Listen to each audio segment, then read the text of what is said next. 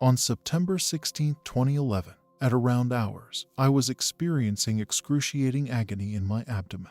This has occurred in the past, and the sole symptom was heartburn. Because the pain I was feeling was unlike anything I had ever felt before, I made the decision that I needed my wife to take me to the nearest emergency room as soon as she could. I awoke her and briefed her on the situation before she went back to sleep. I was a certified emergency medical technician at the time, so I started attempting to find out what was wrong with me by looking at my signs and symptoms. My wife helped me get dressed and then drove us both to the nearest emergency room, which was only a 5-minute drive away. As we made our way to the hospital, the agony became increasingly severe. After pulling up to the door of the emergency department, I exited the vehicle as my wife went inside to park the vehicle. As soon as I arrived in the triage area, I briefed the intake nurse on my symptoms and signs. On a scale from 1 to 10, I described the level of my discomfort as a 10+. She took me to the admissions desk and then escorted me back to the emergency department trauma unit. I seem to recall having my vital signs taken while the standard intake questions were being asked of me. As a result of the increasing severity of the pain I was experiencing, my doctor prescribed me a dosage of Dilaudid. After a little while, another nurse arrived to check on me, and while she was here, she gave me another dose of the pain medication Dilaudid. As the pain subsided, I noticed that I was beginning to feel better. After a few more minutes had gone, another dose of Dilaudid, which resulted in an overdose, had been administered to me. Because of the excessive amount of medication that was prescribed for me, I went into respiratory arrest and was unable to breathe for several minutes. According to what I could recall, I was no longer present on this world.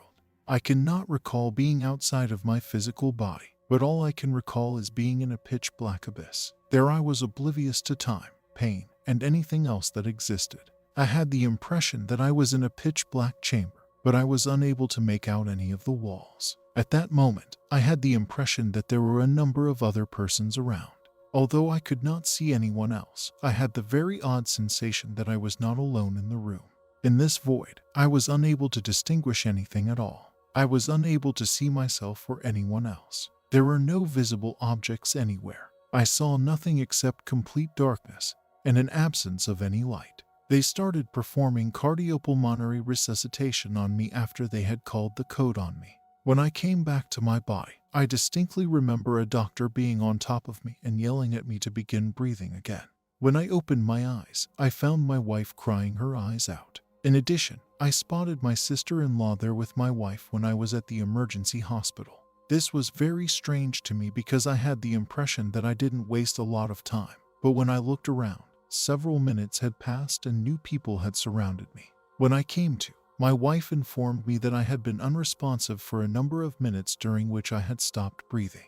She added that she had no choice but to yell for a nurse and a doctor to help resuscitate me since I was not breathing and had no pulse. After the event, I was transported to the CT scanner, where I experienced another episode of coma and lost consciousness. They brought me back to life once again.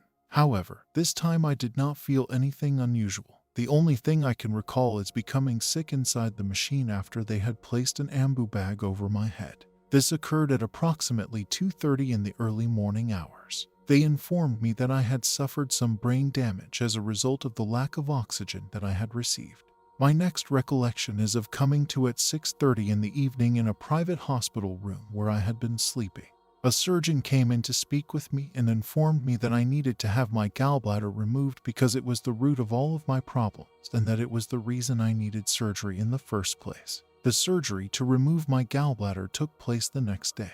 Because I was still in a lot of pain from the operation and everything else that I had gone through, I had to learn how to walk again while I was in the hospital for a total of 6 days. Due to the fact that I stopped breathing for such a significant amount of time, my body was not oxygenated as it should have been, and as a result, I acquired stage 2 renal disease. In addition, because I continued to experience stomach discomfort even after having my gallbladder removed, I have to take medicine for it.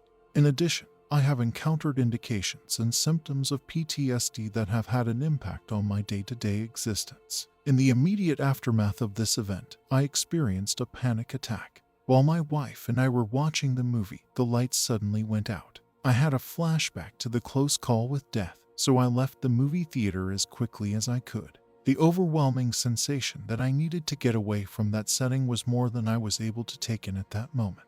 I had the sensation that a panic attack was coming on. Since the PTSD was brought under control, I've noticed that I'm feeling better overall. Every time I wake up from my sleep, the first thing that goes through my mind is that I should not be here. I wish I could change my decision to come back to life. When I hear that other individuals had a good near-death experience when I had the opposite experience, it makes it extremely difficult for me to cope with what I went through, and it makes me very angry. I have a very difficult time dealing with what I went through. I had the sensation that I was in purgatory and that perhaps I had been sent to this location as a form of punishment or evaluation. On the other hand, I have never had a troubled existence. I worked as a police officer for many years and helped save many lives. Because I am a nice person, I don't understand why I was being evaluated or why I was thrown into this vacuum. Since quite some time ago, I have been aware of the fact that passing away ushers in a new phase of existence. I have witnessed the passing of other individuals in front of me, and I have also experienced the loss of loved ones in my own family and among my friends. Now that I've reached this point in my life, I see death as just another level of existence, and I embrace it. I have no concern about that.